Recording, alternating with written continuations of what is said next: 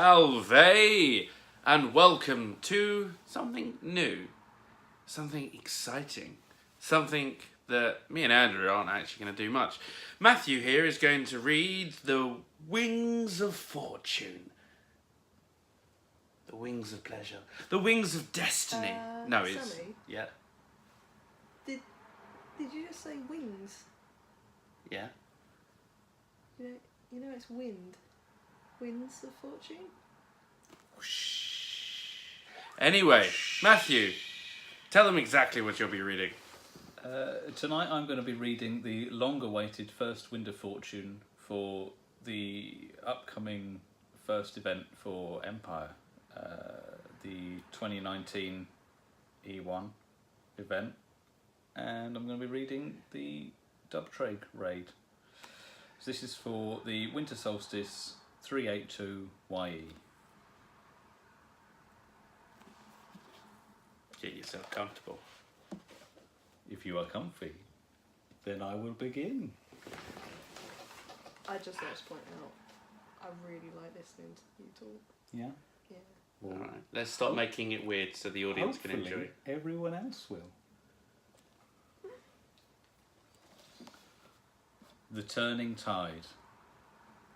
Almost immediately after the autumn equinox, the word goes out and people begin to gather. Ships first, at ports all along the Bay of Catazar, from Siroc to Shantarim in the west, to Crown's Key and Viston in the east. Then over the next few weeks, soldiers and warriors flood into the coastal towns, ready to take the fight to the Grendel. From across the entire empire they come, soldiers and ships alike. Every imperial nation is represented, from the Brass Coast to Varushka, from Urizen to Wintermark. Only in Savos is it business as usual, with the armada anchored within sight of the docks. It is deemed wiser not to draw too much attention to the gathering storm. The Senate has paid the ransom demanded by the Salt Lords, and their vast fleet of warships simply idles in the water off the jewelled city. Yet many of the ships leaving Savos hug the coast, joining the fleets being gathered at other ports along the Bay of Catazar. It takes time, of course, to gather a great fleet. Just shy of 250 fleet captains answered the call to take the fight to the Grendel. Their ships needed to ensure berths for the thousands of soldiers flooding south to join the bold endeavour. The civil service does what it can, but even their traditionally efficient bureaucracy is tasked near to the limit.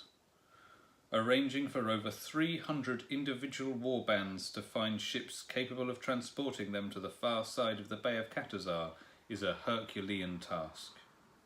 But with the enthusiastic aid of port officials across the Southern Empire, it is managed in little over a month. One consideration that makes the entire process more difficult is the sheer amount of magic that has been brought to bear. Hundreds of soldiers enchanted with spring magic that not only grants them increased vigour and savage strength, but also heightens their aggression.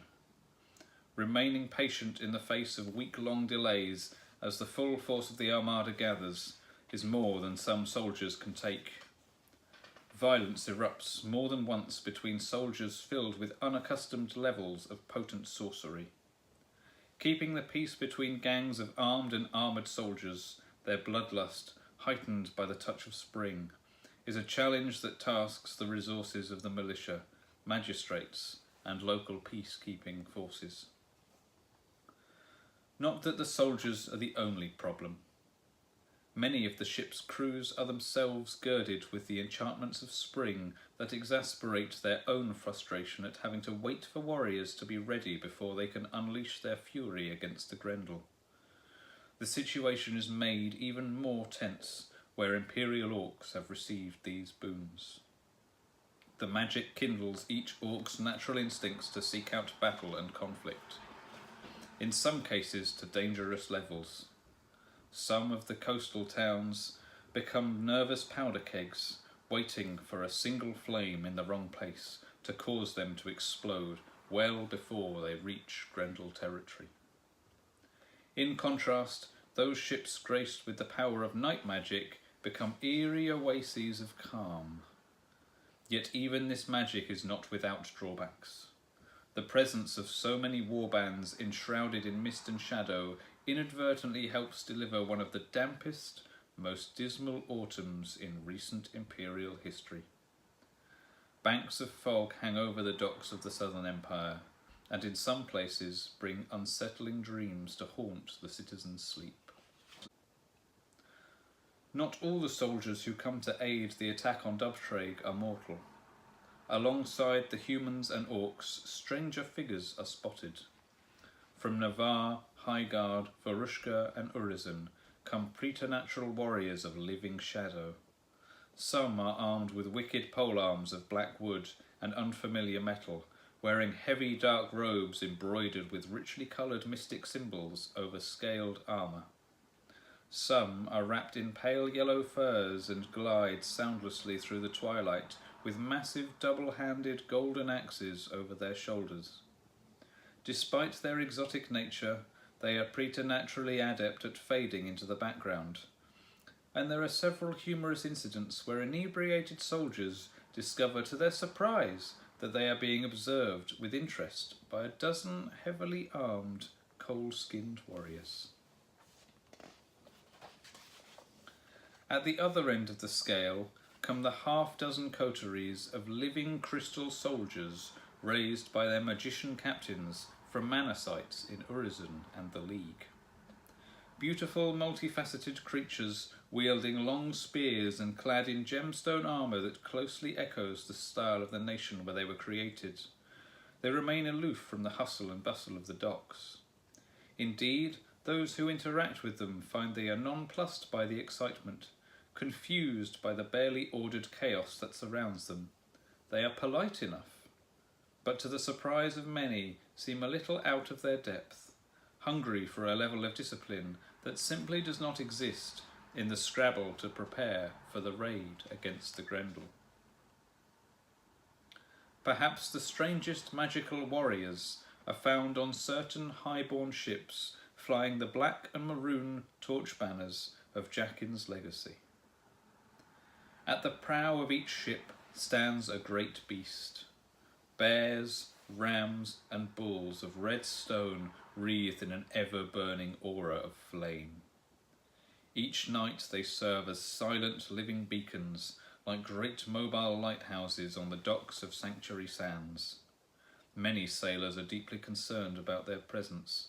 Barrels of additional sand and water are loaded onto the vessels they travel on, but this does not prevent several small fires breaking out in the Necropolis quayside in their vicinity. Truly, we live in an age of wonders. Finally, a little over 6 weeks after the autumn equinox, the word goes out. It sweeps from one end of the bay to the other in the course of 5 days and nights, carried by Navarre runners, by feathered messengers, by pulsing beacons. It is time to set sail. The target of the raid will be the great Grendel city of Dubtraig itself, throne of the Salt Lord Suriat. Once the order is given, the difficulty of actually coordinating the attack begins to increase exponentially. For the most part, the Imperial vessels travel together. Not every unit of soldiers is prepared for the reality of travelling across the turbulent sea of the Bay of Catazar. For every band of freeborn Corsair Marines there are a dozen warriors who have never really set foot on the deck of a sailing ship before. By their nature, some ships are faster and more manoeuvrable than others. Some pull ahead while others fall behind. This is not a disciplined navy, but an armada of hundreds of individual vessels. Communication is very difficult indeed, especially as the ships hail from ports across the southern coast of the Empire. Yet the captains are experienced enough to account for these obstacles. Once night falls, lanterns are used to send messengers using the Urizen Heliopticon cipher from ship to ship. Civil service observers, assigned to every imperial vessel by the Senate several years ago, help immeasurably in this regard. For that matter, a navy could never hope to brave the waters at the Bay of Catazar out of sight of land, could not hope to cross the trackless watery wastes while maintaining any sense of cohesion. For the fleets of the imperial captains, however, this is simply business as usual. Now the ships are moving. The first engagements begin to take place. Individual orc pirates encounter imperial fleets, invariably to the detriment of the Grendel. Those ships that are not destroyed or captured are forced to flee, but here the scattered nature of the Empire's strategy is in their favour. Grendel soldiers are used to engaging imperial fleets in the wide waters of the bay.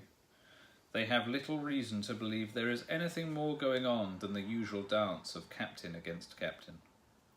If some wonder at the strange flags or the presence of marines aboard the vessels they see, well, what will they report? That the Empire is finally taking steps to protect its ships.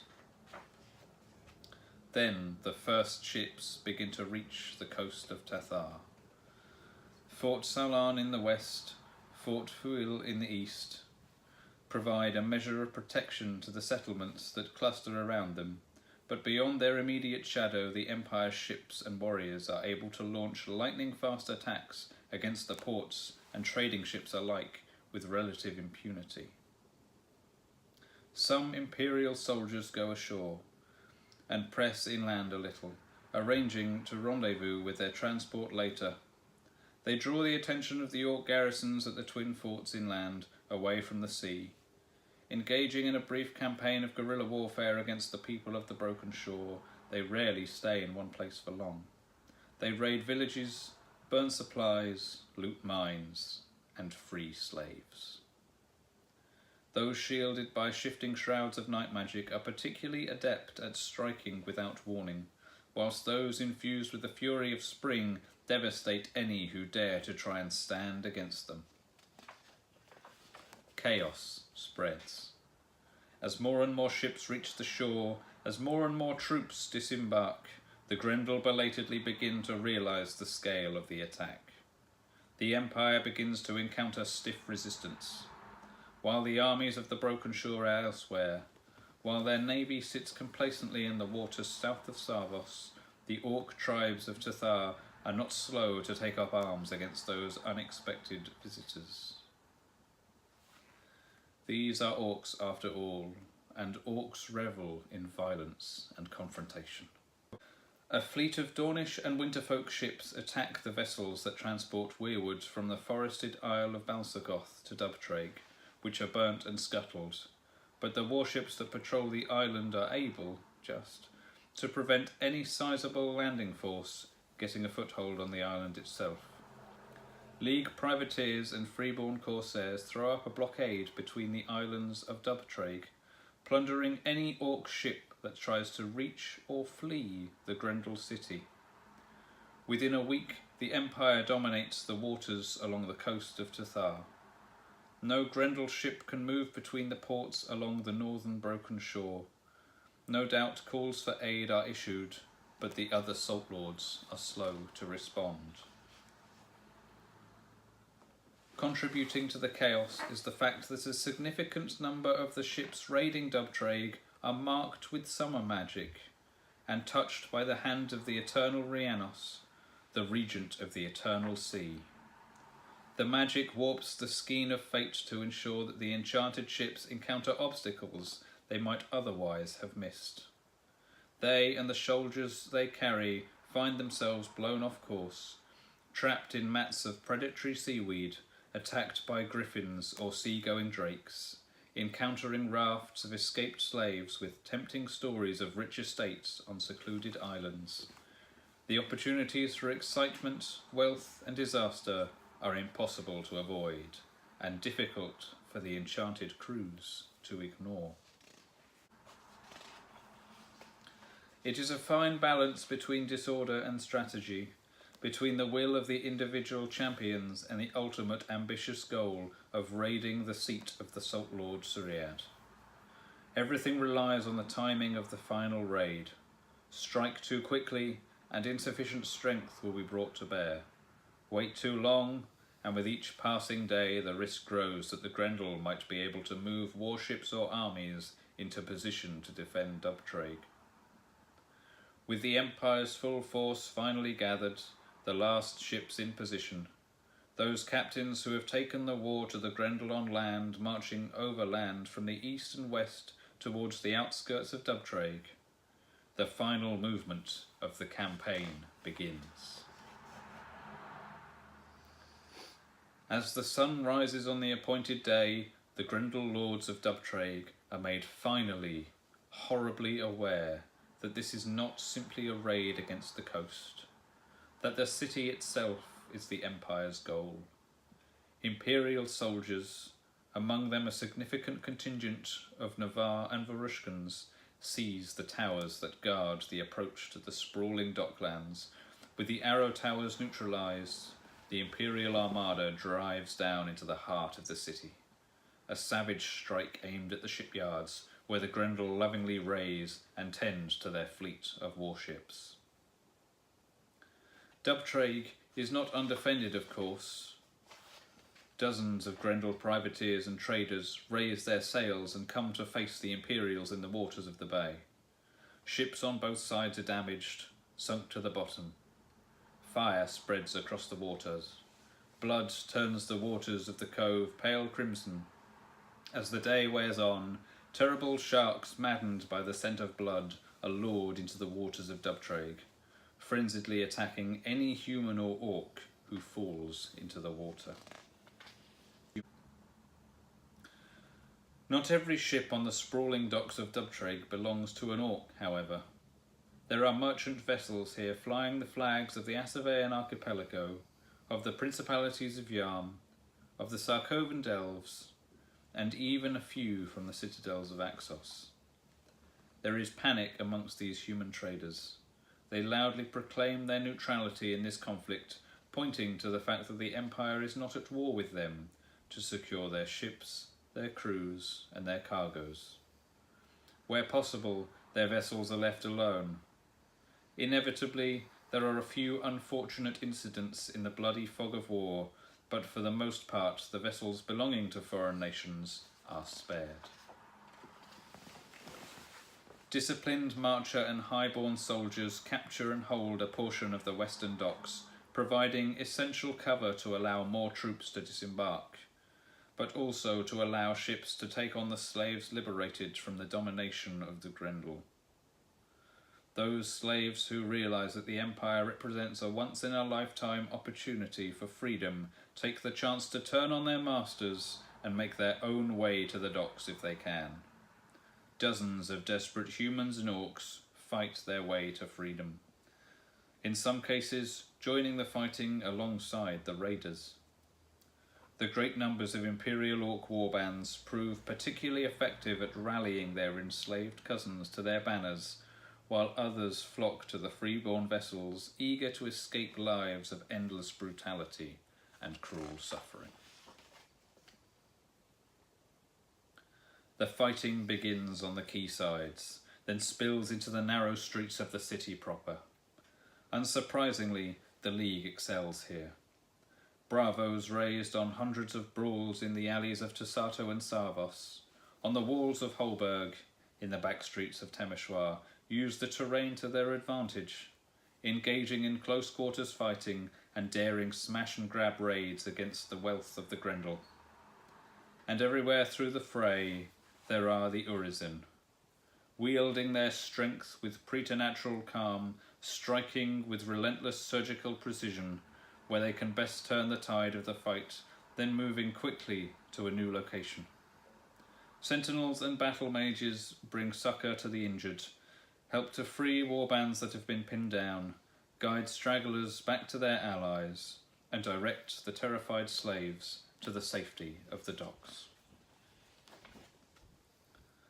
Dubtraig is a city of wealth and poverty, where hovels cluster against the walls of garishly decorated palaces. Vicious fighting spreads through the urban landscape as the nobles and the lower classes alike seek to defend what they have from the imperial assailants. Rich estate after rich estate falls to the Empire's soldiers. Orc lords and ladies sent fleeing to the great walled palace of Salt Lord Suriat. A legion of disciplined purple and gold-clad orc warriors defend the walls of the palace, holding it against all imperial attackers. The walls seem impenetrable. And then the first of the enchanted beasts, conjured by the Highborn, arrive. 3 great burning bulls, a pair of massive rams, and a single behemoth bear roar across the docks, one after another, unleashing their devastating power. The walls weather the first 3 strikes. Then one of the towers begins to crumble. Then as the final great burning oxen strikes the weirwood gates, with a terrible rumbling moan, the gatehouse of Lady Suriad's sanctuary collapses, allowing imperial soldiers, led by a triumphantly bellowing vanguard of heavily armoured Dornish knights and Wintermark warriors, to pour through the breach into the heart of the Salt Lord's court. The explosions also serve to set fire to the shambolic shantytown that sprawls beneath the towers of the Salt Lord. The flames leap joyfully between the pitch and tar soaked wooden buildings, meeting another fire coming in the opposite direction. History will probably never know who fired the shipyard. Perhaps it was a vengeful freeborn corsair, the memory of the destruction of the storm and the burning of Atalaya. Perhaps it was a Sarvosan, cold fury burning in their heart as they recalled the occupation of their home. Perhaps an Urizen veteran of the invasion of Spiral, methodically anointing a warehouse with oil before expertly hurling a burning brand through the door. Perhaps it was just an accident, a lantern knocked over in the wrong place as the fighting spread. Regardless of how it started, the fires surrounding Suriad's palace are soon dwarfed by the conflagration that begins to spread across the docks. Some of the Grendel break off the fight against the Imperial invaders, desperate to stop the fire from consuming their beloved shipyard. At the same time that the main force is attacking the city proper, a secondary force strikes south of the city into the mines that were the source of so much of Dubtraig's wealth. They smash the defences in short order, slaughter the guards and begin to break chains and help themselves to the precious metals, the pure salt, the mithril. They do not have long. This part of the raid is perhaps the riskiest element of the entire plan. The fighting is brutal. Imperial Orc Reavers and the Varushkan Wagon Raiders in particular are adept at fighting in the close confines of the underground tunnels and galleries. And here, more than the rest of the city, they receive the aid of the slaves the Grendel had chained in the dark. As the sun begins to sink in the west, the crimson sky echoing the scarlet waters of the bay, the rivulets of blood that run through the streets, the horns begin to blow. Drums beat, sounding the withdrawal.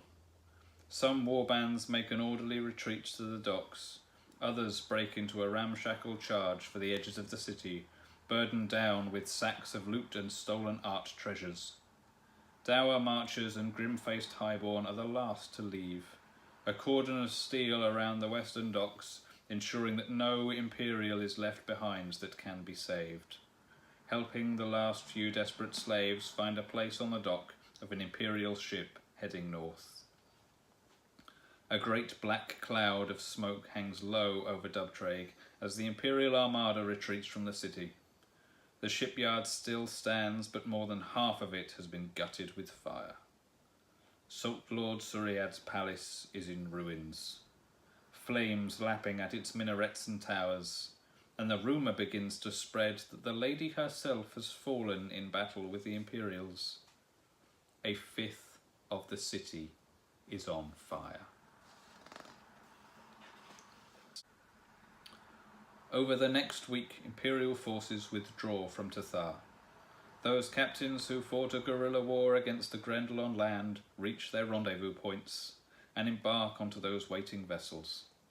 In almost every case, they are accompanied by freed slaves liberated from mines and fields. Exhausted, desperate, they huddle on the decks and in the holds as the Imperial ships arrow through the waters northwards. Some ships remain behind to harry the vessels of the other Salt Lords, belatedly coming to the aid of Lady Siriad. A few blown astray by summer magic are unaccounted for. The rest reach Imperial ports with perhaps 3 weeks to spare before the winter solstice. Treasures are unloaded, the injured tended to, the fallen honoured, damaged ships raised into dry dock. As the scale of the success becomes clearer, a wave of triumph washes from one side of the southern coast to the other. There is still a question of what to do with the slaves, of course. In total, somewhere between 1,500 and 2,000 slaves managed to reach an imperial city. Perhaps a third of that number come from Dubtraig itself, household slaves, dock workers and the like. The remainder were freed from the mines or from villages during guerrilla raids. While perhaps 200 are human, many of them have never been imperial citizens, and the remainder are all orcs. The civil service is already drawing up some proposals as to how to deal with them. For now, they are bedded down in makeshift tent villages, on the floors of churches, in empty warehouses, wherever there is space. Excited observers on the docks of Sarvos, those who have been keeping their spyglasses on the Grendel Armada, are able to spot the very moment that news for the attack reaches the commanders of the Orc navies.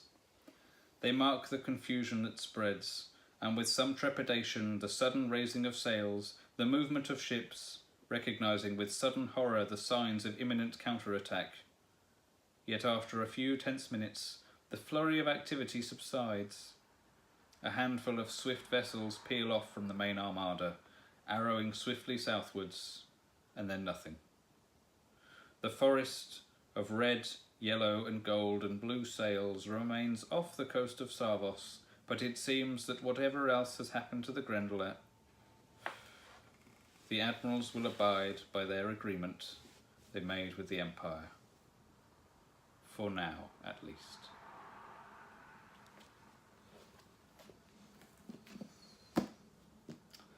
Well, that was worth the wait, wasn't it? I'm jazzed. I'm not gonna lie, I'm jazzed. That is such a good start to what I imagine will be an amazing event. I'm ready. Are you? Well, thank you very much for watching, and we will see you in the next one. Bye-bye. Bye!